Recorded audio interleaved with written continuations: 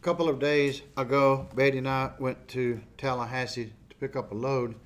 Met a man who worked for the company Duke Energy. We signed some paperwork, and while we were doing so, the date came up, and I said, "Oh, it's just a few more days till the end of the world." He said, "Yes, but God has a plan. We don't know what it is, but He has one." So I've been thinking about that. I don't know the man's name. Seemed like a real nice guy. Then I apologized that our state let down the country compared to Florida, who did the right thing. And he said, "I'm not from Florida either. I'm from Georgia."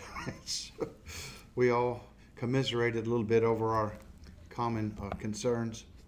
But I believe this man is right. And I've heard that a lot lately. You go flipping through YouTube videos, what few they allow to come up on the subject today that can sneak through the filters. And those kinds of sentiments are expressed a lot because, even those who are not members of the Lord's church, who've read their Bibles at all, recognize that is true, that heaven is in charge of all the historical affairs of mankind. So we don't comprehend. Of course, we're finite, but we do trust that the Lord has a plan. And based on that, we will strive to do our very best every day to glorify Him. That's our first order of business. And second, and related thereto, in fact, they're really inseparable, is to help mankind come to a knowledge of the will of God before it's too late, everlastingly. So these are our two primary goals in life, and everything else we do should be subsidiary to realizing that glorifying God, saving fellow man. Glorifying God, saving fellow man. The glorifying God aspect is something we will continue to do for all eternity. So we had better get used to it and learn to love it. And the more we realize who God is, I think the easier it is really for us to fall upon our faces in complete submission and awe and wonder at the sublime nature of infinite power, infinite wisdom. So we can do that. We must do that. Glorify God, save fellow men. And then if we have to make a living on the side just to be able to take care of the needs of our physical bodies, take care of our loved ones, we do that too, but we do it all in perspective, knowing what's primary. Well, let's go back now and continue to look at some things we looked at last Lord's Day. I believe it's about page 26. This is the book, of course, that I helped my father to produce. I guess you could say we did it together. It was a joint effort. Just a few weeks ago it came out, but all the substantive work was done by my father over many years. These articles that he wrote, and as I've said over and over, what continues to strike me is just how up to date really the sentiments he expressed back in the 1960s are to the era in which we find ourselves today. So I had looked at God Himself on page 26, one of the articles that came out in the Way of Salvation. And we asked, should we despair? The last paragraph he said, "No, for there is God." And then we mentioned last time that beautiful Psalm, chapter 27, verses 13 to 14, which gives me comfort, which gives me hope. Now, we Christians do have the greatest hope of all mankind, and that's of immortality beyond this life. So I'm not knocking that at all. I'm not minimizing it, but I am saying that there are passages like this that give us hope and comfort for circumstances as they can come our way even in our lifetimes. I had fainted unless I believed to see the goodness of the Lord in the land of the living. Well, we see the wisdom of the Lord. We don't understand it, but we trust in the wisdom of the Lord in circumstances now where it doesn't seem like there's great goodness, but He is able to work out His plan, and even in the midst of tragedy, to bring about the desired results, which help us all ultimately, all who are trying to do His will. We think we know what we should do, but the way of man is not in himself, Jeremiah 10:23. In fact, often what seems right to us will end in death, Proverbs 14 and verse 12. How much do our contemporaries need to learn about that? They will come to commit their cause unto the Lord, those who learn about the Lord, as Job said, chapter 5 and verse 8, or as it is said in the book of Job. And that, of course, is our only hope, 1 Timothy 1:1. We mentioned 1 Peter 3:12, that God's eyes are over the righteous, His ears are open unto their prayers.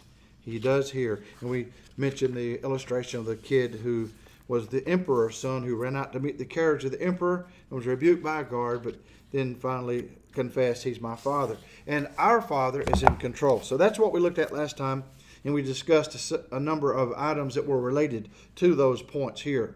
Now, on page 27, let's look again at the article he put out in 1967 in Words of Truth publication, Neither Give Place to the Devil. And he mentions Ephesians 4:27. Paul prefaced the admonition, neither give place to the devil with these words are very familiar to us all, with let not the sun go down upon your wrath. I felt this was a timely article in view of the way many people in this country and really throughout the world, there's a lot of angst throughout the world, and seeing major problems that are developed here, the world itself is watching. And I felt like this article hit the nail on the head, especially for us, we who are Christians, because we feel the temptation that he's warning about here in these verses. Of all people and of all times, I think we, here and now, feel this temptation. Chris? I thought at one point, maybe hopefully just briefly, that let not the sun go down upon your wrath means to not let your wrath go away, to keep your wrath, like don't let it sunset. No, I never thought. I think that the most obvious understanding is don't be mad all night long. Yeah, don't allow your wrath to continue. Yeah, that's right, and that's the very point he's But warning. I think that we take it the other way. Well, we're making the point, of course. Paul is that we should. He recognizes our human frailty. We are made in the image of God. God himself is wrathful, but it's always a holy wrath. It's always a wrath that's justified. Ours is not, many times, since we are in the flesh. Our wrath is a fleshly thing. It comes from fleshly desires. So he warns us about that. But he knows we do get mad. Who couldn't these days? Which right-thinking individual would not be angry over outrageous injustices in our face consistently, right before our very eyes? We know the evidence of the injustice. It's just everywhere. But we get mad when we see it, and he warns us about that.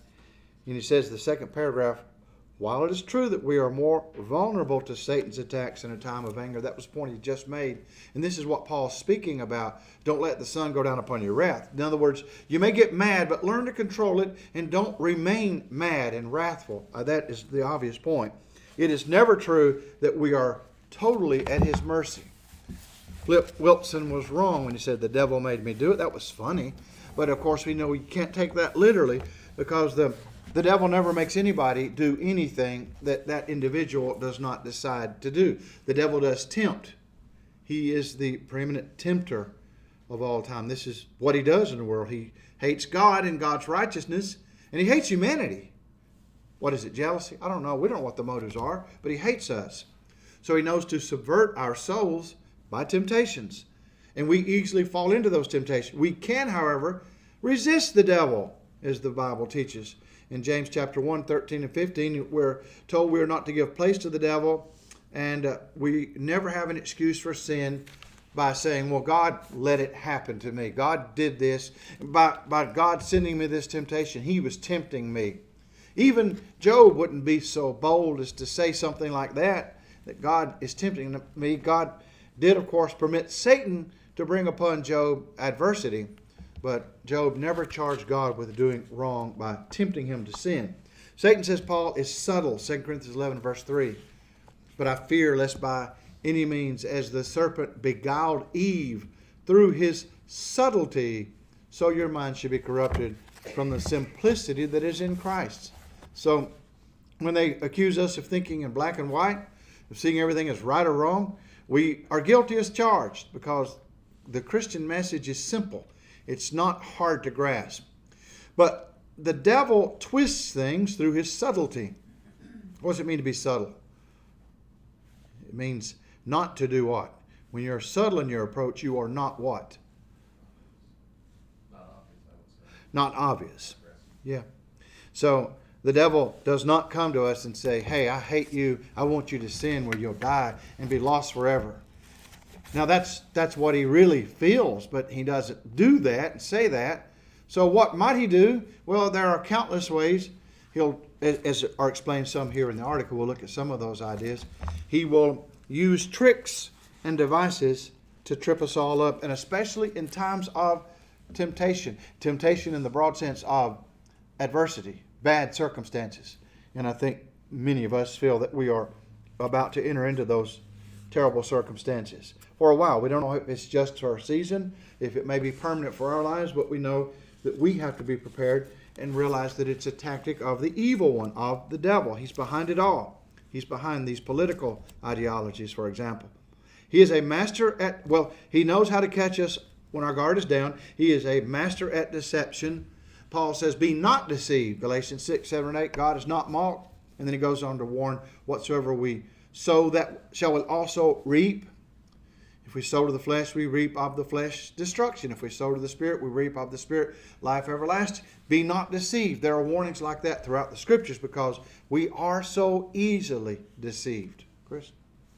It just kind of came into my mind, maybe there's an application that talked about doing things in a rash manner or being under duress and making decisions, making bad decisions.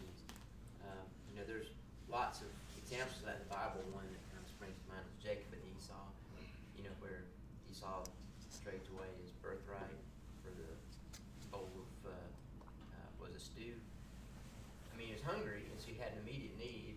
He had a desire, and he sated that immediate desire, and it cost him everything.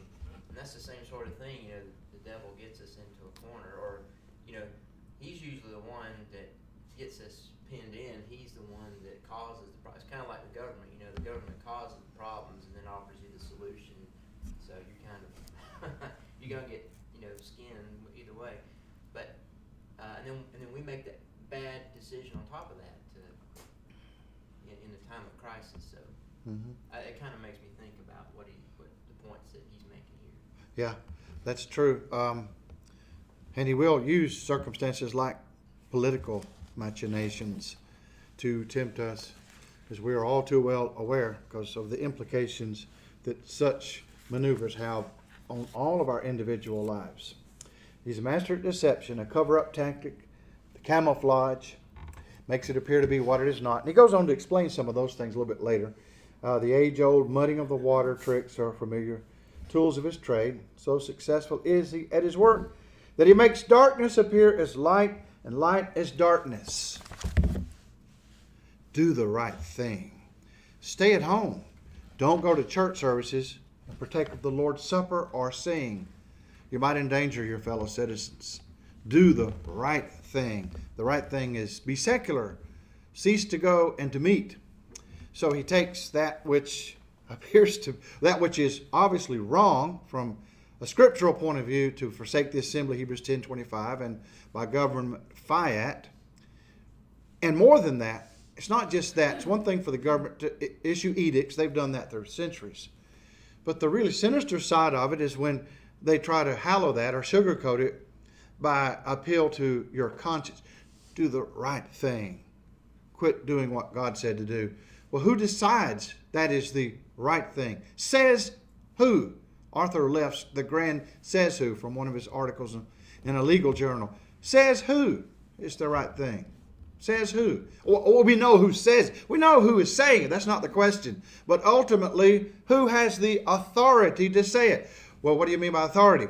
Do you mean just power? Well, who's got the most guns? 20, 25,000 in Washington right now? Maybe they have the most guns trained on the right people. Does that really imply authority? Well, if you look at authority in the ultimate sense, it's the one who has the right to rule. Who has the right to rule? The powers that are ordained of God. Who are they? The ones who, Paul says, Romans 13:1-7, punish the evildoer and reward the good doer.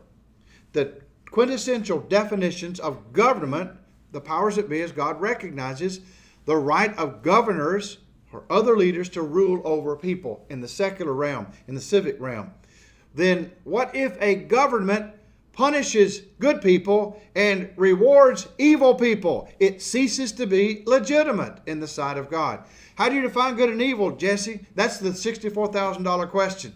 They say this is good, keeping us at home, not going to church. We say it's bad. Who defines good and evil ultimately?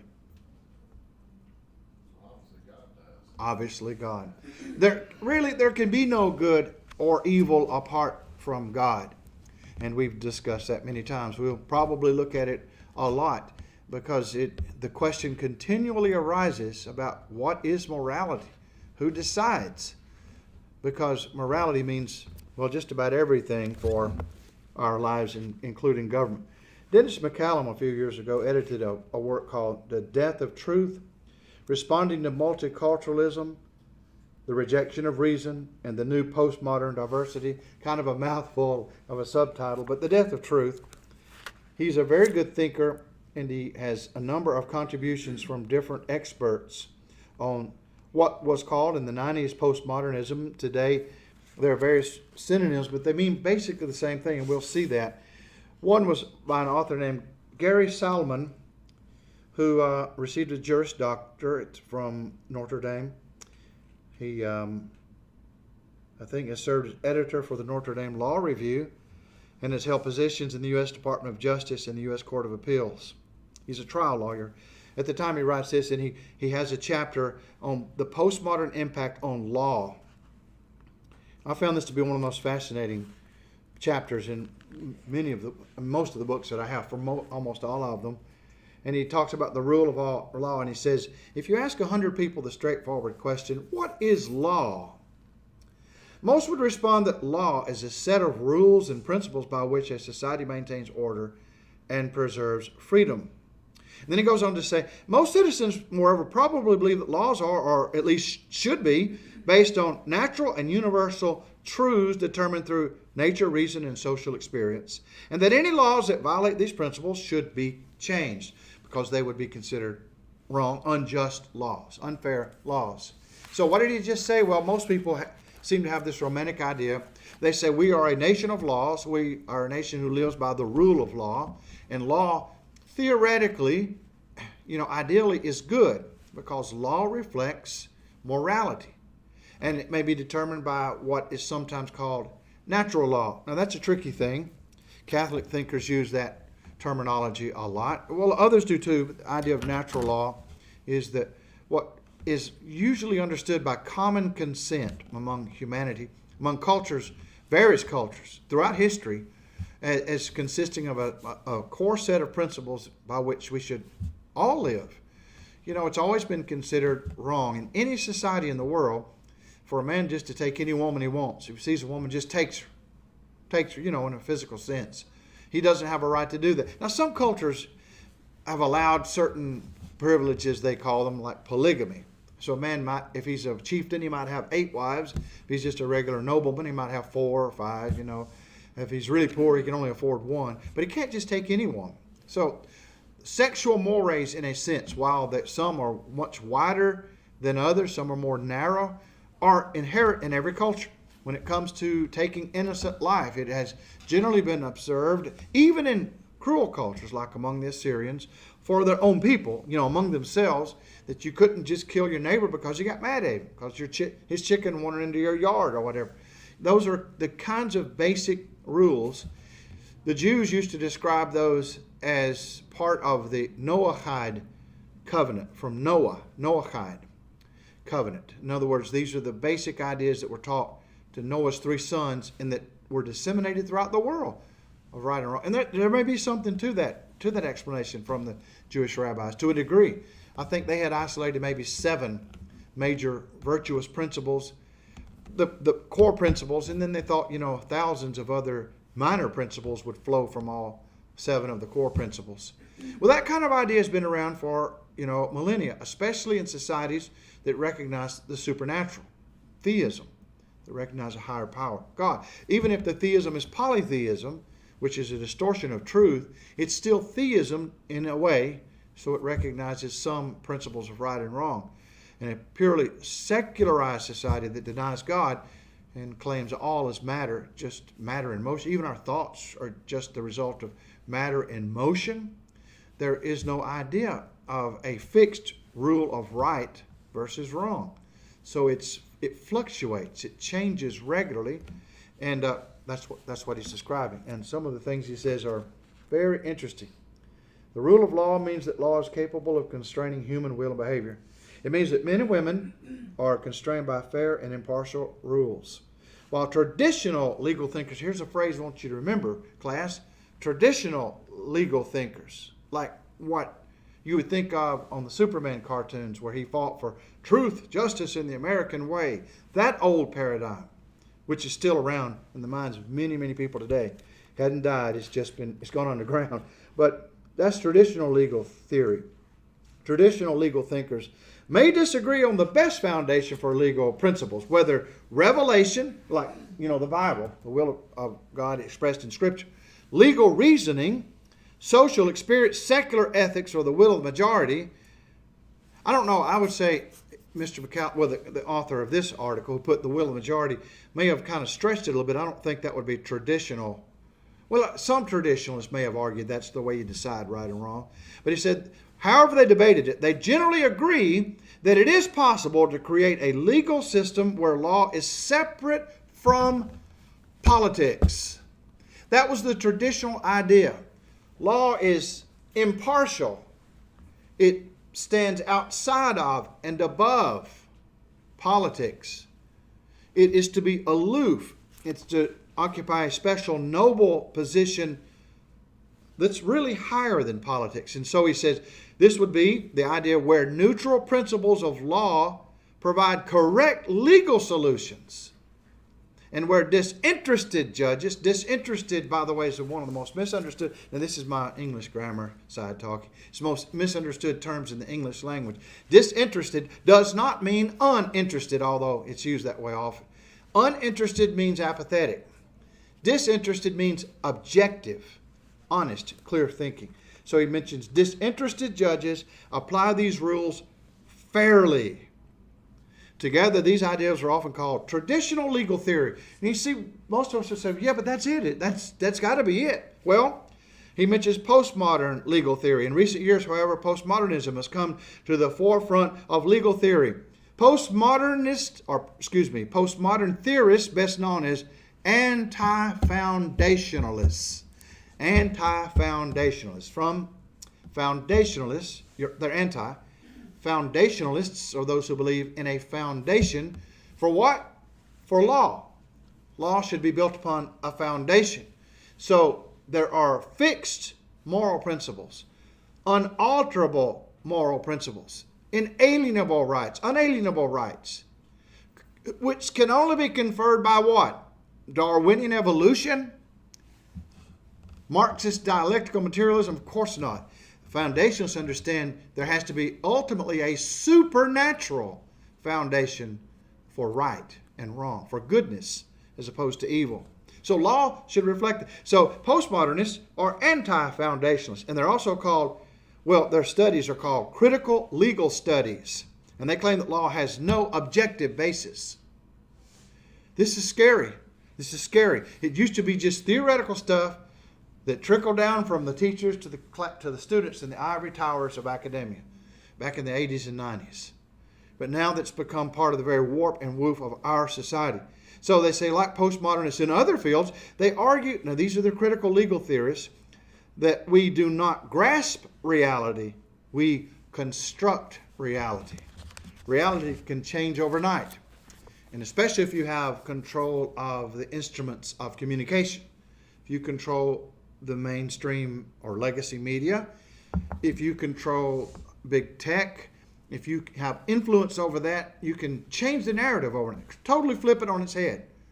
And you construct narratives, you construct reality in that way, because reality doesn't objectively exist. In other words, it isn't objectively the case that people in Wisconsin were caught without any doubt whatsoever violating the laws of the state of Wisconsin in the November the 3rd elections. Even a Senate subcommittee, can you believe that? Even the Senate subcommittee had expert testimony that they accepted into their subcommittee from Wisconsin and from Arizona. Same kind of thing happened in Arizona, but particularly Wisconsin. Some would argue, many other states as well, but I think it's pretty clear from those, at least for those of us who think that facts are stubborn things and that they stay what they are no matter who's in charge, who's in the White House, for example. Facts are facts. They remain the same. But not according to this whole anti-worldview, because it really is an anti-worldview, the postmodern idea. And it would say, no, we construct reality. So the new reality is those things didn't happen in Maricopa County. They didn't happen in Wisconsin, for example. And he goes on to say, all knowledge depends on social convention, especially language. Now, see, this is a big thing with these thinkers, the avant-garde, or the most progressive. Everything reduces to language. It's how you say it.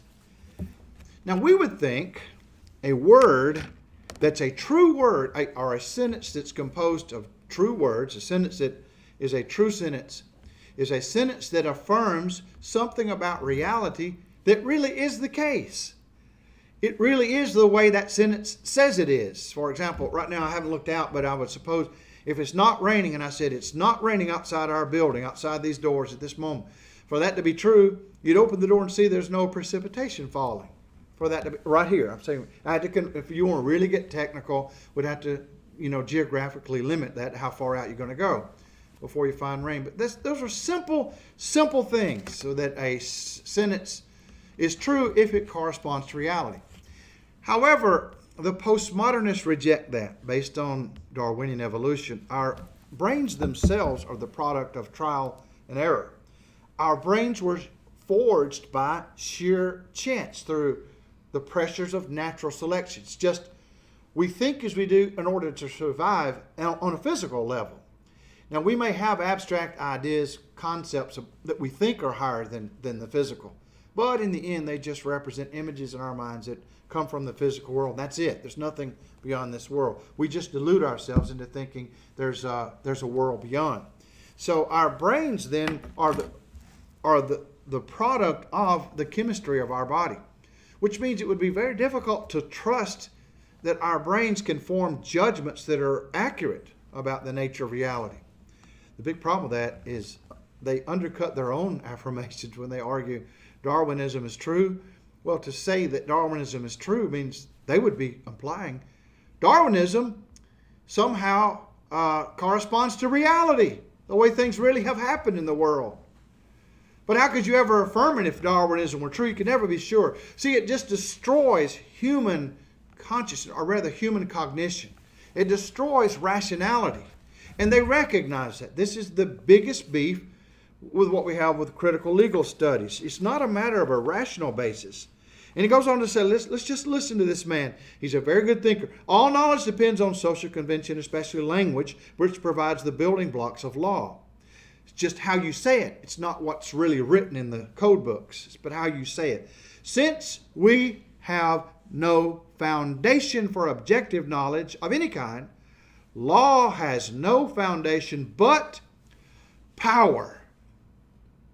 And that is a logical consequence of this theory that denies that logic is, consistent. It is self-referentially inconsistent. They know that, and when you point it out, their answer is appeal to the stick. They win by beating you over the head and making you shut up. It's not a matter of honorable debate. We used to think there was such a thing as honorable debate, where you could, objectively, two men could stand up. I was watching the 1980 debate between Carter and Reagan again last night. Interesting to watch. I remember that's the first time I voted for president, and just hearing these two men. Now, Carter was kind of a dud with this weird accent that I've never heard anywhere in Georgia, and I've traveled all around the state, except from Plains, except from his family. Anyway, kind of a dud, and Reagan was just really shown in all his glory. But the two men did honorably debate, and the men who asked the questions were considerate and respectful of what they were doing. That was the way we used to think, but the paradigms have shifted. They love to use that expression. From Thomas Kuhn's book on the scientific revolutions, it's not a matter of scientists changing their point of view because of evidence. It's just everybody decides to change their point of view, and the paradigm shifts. So they apply that to everything. Law has no foundation but power. This is what's being taught in our law schools today, critical legal theory. Because it has no foundation in truth or reality, law does not deserve our allegiance. Well, then what does? According to they have an answer. It's obvious, and it's very frightening. It is power. It is power. Having discounted our capability to reason and discern truth impartially, fairly, postmodernists focus instead on how each social group develops beliefs and rules favorable to their particular group. Whiteness, privilege, we so-called have because we're from certain ethnicity or generally our background, our culture, as opposed to persons of color who think differently and who have different social constructs that they make. And somebody's going to be in charge and somebody's going to be beating the heads of those that differ. It's going to always be that way, and that's quintessential Marxism. Class struggle, constantly stirring up strife, things that were working out well in the 60s and 70s, such as race relations, which had been terrible in this country at one time, and that were working themselves out, and people beginning to be colorblind and treating other individuals for just their virtues, their character. Those things, of course, now are out the window. They don't fit the paradigm of the postmodernists. Having discounted our capability to reason, discuss, discern truth, postmodernists focus instead on how each social group develops beliefs and rules favorable to their particular group. It's who wins the game. It's all a matter of power. Skipping down. According to these scholars, it is senseless to talk about whether a law is right or wrong, moral or amoral. Let that sink in for a moment. This man knows he's been to law school, and he moves in those circles, and he says, this is what they're teaching now. Critical legal theory.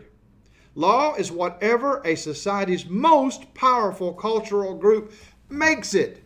End of story. Scary. Now you and I would think, law that's good and fair would be based on the will of God ultimately. And our forefathers who framed the Constitution had it right. They must have. They had a theistic point of view, and they said inalienable rights, life, liberty, the pursuit of happiness, and other things that flow from that, free speech, protection, self-protection, all of that is guaranteed by the will of our Maker, our Creator. But when you've ruled out the Maker, the Creator, and it's just matter, then might makes right. This is critical legal theory. This is what's taught in the United States today and in many parts of the West. And when the different cultural presuppositions of different groups clash, no group has an objective basis from which to demand another group's obedience to the law. Why should we feel bound to obey the law, he asks. I'm skipping over. Postmodernism's prominence in legal theory, although hard to measure. The influence of postmodern theories of law on the courtroom and the legislature already are significant. He italicized that to emphasize. Significant. And this was in the 90s, I think. So how much more you could say today? How much more significant would these theories be today than they were then? When we see them walking on all fours all around us every moment. Postmodernism has become as dominant in legal theory as any paradigm was in the past. Despite the power of this movement, few Americans have any idea what it is. We wonder, why don't judges hear cases that obviously should be heard? Well, what's their point of view? All law is politics. All law is politics. There is no impartial law. There is no objective law. There cannot be. Not as their predecessors used to think. But now they've adopted the ultimate consequence of Oliver Wendell Holmes Jr.'s idea of law built on Darwinian might makes right. He says, beginning in the late 1970s, the loose association of professors spearheaded a challenge to traditional legal theory that became known as the critical legal studies movement. And boy, it spawned all kinds of other movements. Sharing a neo-Marxist political orientation, the professors argued that law was biased in that it reflected the political ideology of a ruling class and protected their interests. Don't you think, I hear that junk every day. Sound like it's from a page of one of our diatribes from AOC or something. That's the sort of junk we hear every day. And then he goes on to say, it emphasizes the ideological character of legal doctrine. It's politics. It's power. In other words, it's power. It all reduces to might, to power, not what's right and wrong. Critical legal studies is both a political movement and a legal philosophy. When law is reduced to politics, law and politics converge and are indistinguishable from each other. You have no standing. But look at all the evidence. You have no standing. But look at the evidence here of voter fraud. You have no standing. Why? Because you ain't going to get in again. As simple as that. You're not going to make it. We've decided it because this is our political point of view. Sorry for the vernacular there, but I think that describes what I believe has happened in some areas. The law is legitimate because it is objective in traditional studies. It has a basis in our knowledge of reality. See? It's objective because it was from the will of God. So a just law reflects God's will for humanity. Unjust laws are against God's will. That's all out the window today. Critical legal students argue that the law wrongfully sanctions unjust and illegitimate structures of power and distributions of wealth. In other words, people who believe in the moral law and who work hard and get up in the morning, go out and make a living and earn things and put money in the bank, provide for their own, buy houses. Compared to people who drink all day long and gamble their money away, ne'er-do-wells who have nothing because they've never made any effort to have anything, that they have special privileges over the ne'er-do-wells and they should be punished because they did the right thing, and the ne'er-do-wells, they did their own thing, as the hippies used to teach we should do. Legal legitimacy is achieved, according to legal students, critical legal students, through mystification. I like that concept, and we see this on TV all the time. The use of black robes by judges, of complicated procedural rules and the convoluted language of legalese, only mystify the law for the public. People conclude that anything so complicated and so well established must be right. I mean, this is the way they do it in the court system. Got to be right. But no, not necessarily. This is done just to mystify. It's window dressing, to make the oppressed believe the law is neutral. But the law is not neutral. According to critical legal studies, it's always on the side of those who are gaining power, who are in power, are seeking to gain power. And this is, of course, quintessential Marxism. Critical legal students cynically believe that for each legal conclusion, one can develop an equally plausible argument for the opposite conclusion. Now, there is a sense in which we've always extolled that. If you are accused of a crime, even if you're guilty, you have a right to have a defense attorney to make your best case, even to make the penalty less or whatever, but make the case for you. And so this is where our system has worked, and it looks at the rights of an individual. The prosecutor prosecutes the case against you. The defense attorney defends you, even though you may actually be guilty, or even the other way around. Particularly, we're glad to have defense attorneys who can do a good job if you're not guilty. Now, that's one thing, but they go beyond that mere. It's not a game. It's very important to do that. Very important that the evidence is heard on both sides before your guilt or innocence will be determined. That's very important. That's not what they mean. The best we can do, they say, is to suspend judgment and recognize the law as the naked assertion of power it is. Texts have no meaning in any objective sense. Instead, they must be deconstructed to determine how their authors sought to guard their social privileges. Do you hear that about the Constitution? It has no objective meaning about our rights. It's just we look and say, hey, that's the way the framers thought. But these were evil white men who didn't like persons of color. And so you hear this constant drumbeat from the Marxists. Choose your side, they say, but don't pretend to be objective. Well, he's saying a lot about critical legal theory, and kind of scary. Then he says they have spawned other things like femcrits, feminism critics, critical legal theory as per feminism. And then you have race crits, and you have all kinds of crits or criticism. Then he goes on, I've underlined this. This then is the real issue. No one questions the fact that law requires interpretation, yes, or that judges or juries may have acted unfairly, sometimes based on race or gender bias. The question is this: how do we view such unfairness? Do we accept that all people must inevitably be unfair and subjective, as postmodernists claim? Or do we recognize such unfairness as the evil it is and resist it? When we accept what postmodernism preaches, we lose all basis for calling the system to fairness. We instead challenge minority populations to pursue power so that they can take their turn. It's our turn to put the boot on the neck. It's our turn. So I thought that was a very helpful point, and then the last statement I'd read from this before we go back to my daddy's article is, as cynicism about the rule of law in America spreads in legal circles as well as in popular culture, the prospect looms of a loss of public respect and adherence to the law. Did you see that this summer? The riots that were all over? Although certain aspects of the law were encouraging that so-called law, manipulation of the law for political ends, the loss of objectivity, universality, and neutrality as the ideals for law, and ultimately the replacement of the rule of law with rule by the most powerful.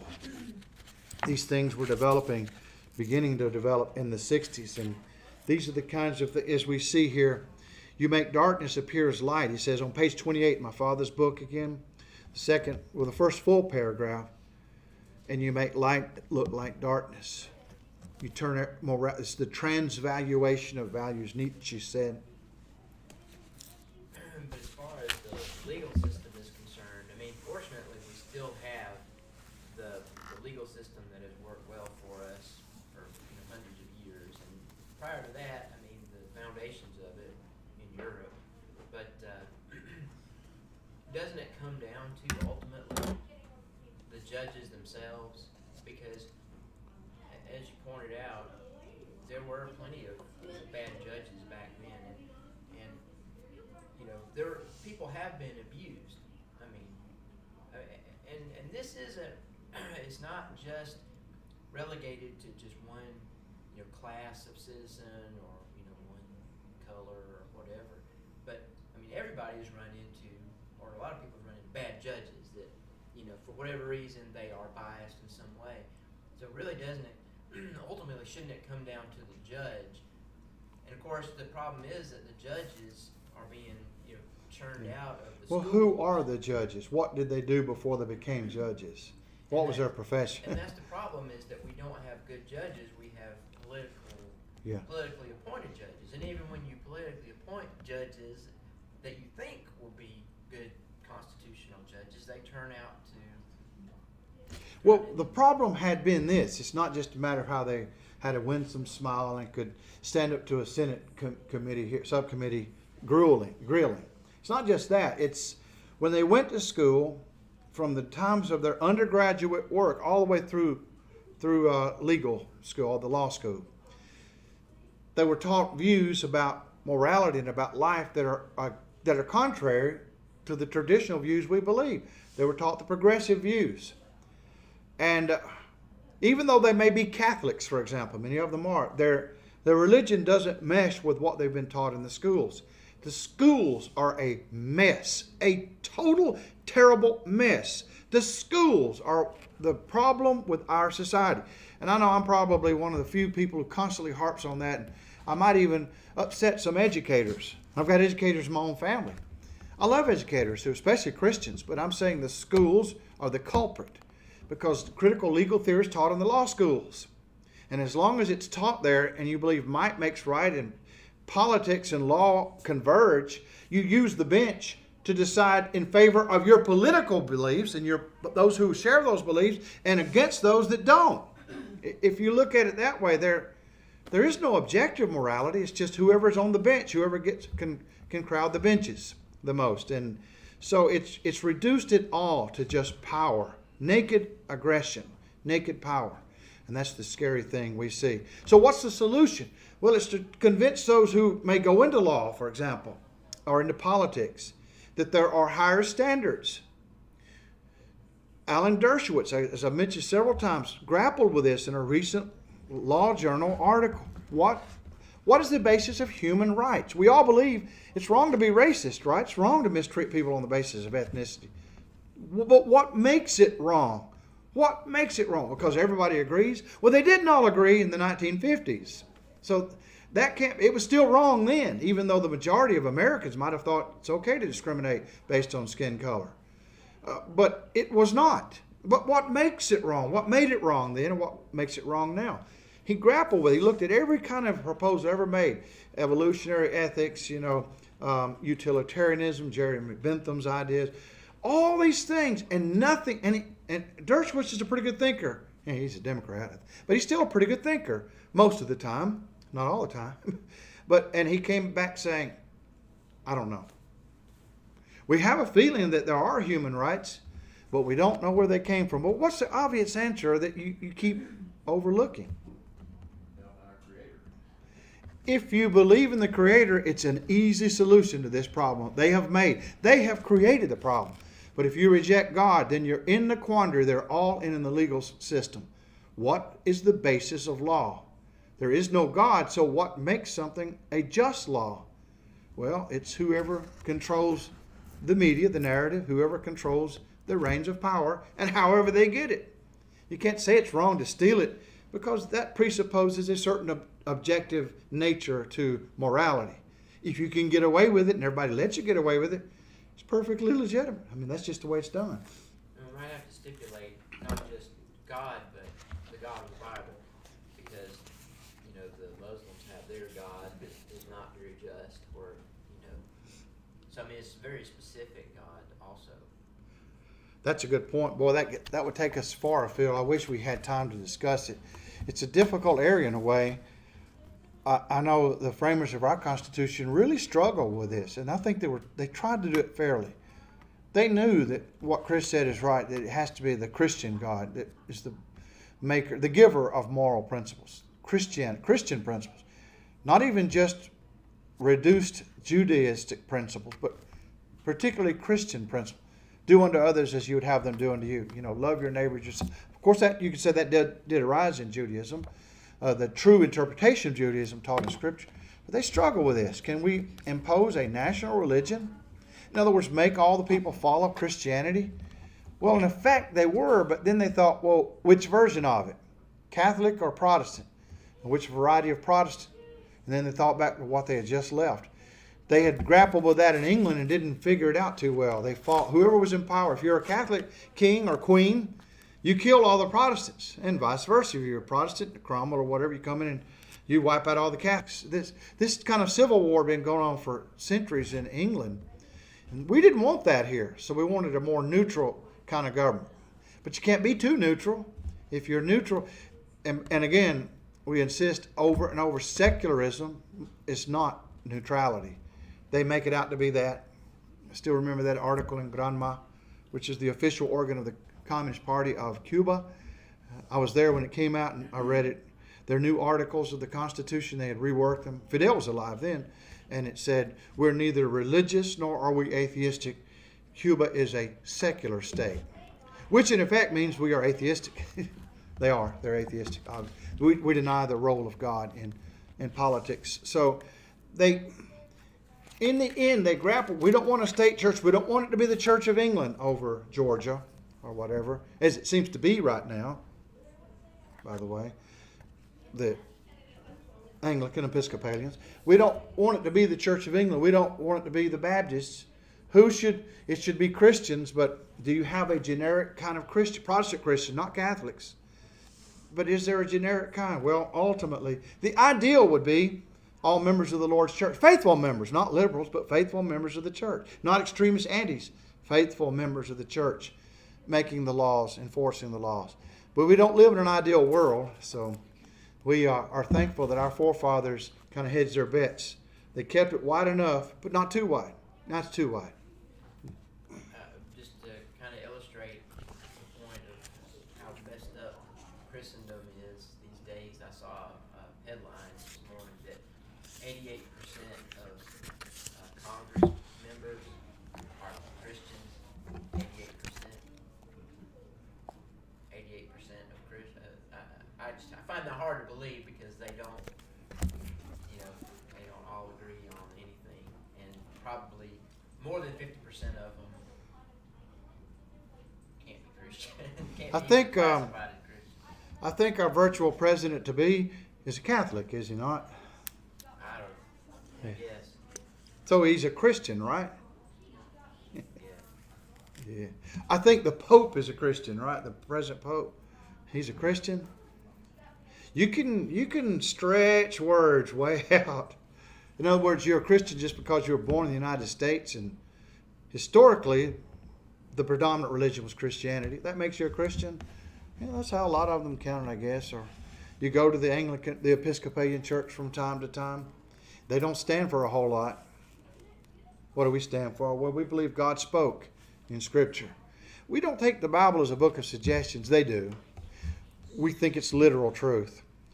And the Spirit gave the ideas to the prophets who wrote. And they used everyday human language, although it was inspired of the Spirit. The mind of God is coming through human language. And it's understandable because we're humans and we use human language. So we read it, we see what God wants us to do. And if we don't do that, we know we're doing wrong. See, that's our black and white, simple way of looking at things. And if the first premise is true, if God is, and secondly, He inspired the writers of Scripture, then those things follow. Conservative, evangelical Christianity. If the Anglicans are right, Episcopalians in the United States, the Anglican Church here, are right, then it's kind of a book of suggestion. It just reflects historically how men sought to come to know God in the past in their own halting way. And we read that and find that historically interesting, but we can do the same thing. We can come to grasp with what God wants today. He wants us to tolerate homosexuality, for example. We would think today, although our forefathers were backward and didn't know any better, they thought he was against it. Again, there are just certain fundamental principles. If you start with them and you're halfway consistent about it, you will end up in totally different areas when it comes to every other detail of our lives and how our lives are to be ordered. God is, the Bible is His Word. But I would take a society as better than an atheistic society, even a society that says we base our law on the Noahide code or covenant, on at least the 7 principles isolated by the rabbis, as they think would be universally recognized principles of right and wrong throughout the world, in every culture, regardless of their specific religious view. I would say in every culture except Marxist culture, secularist culture, because the acid of Marxism eats up all virtue. There is no virtue. There's no right or wrong under Marxism. Well, I appreciate your attention. Any more comments before we dismiss? I hope that by doing this, by looking at issues like this, we're not just venting, I guess we are in a way, but that we are also coming to understand the applicability of the message we teach to all societal ills. So it should motivate us to try to get this message out into the minds of as many as we possibly can. Thank you.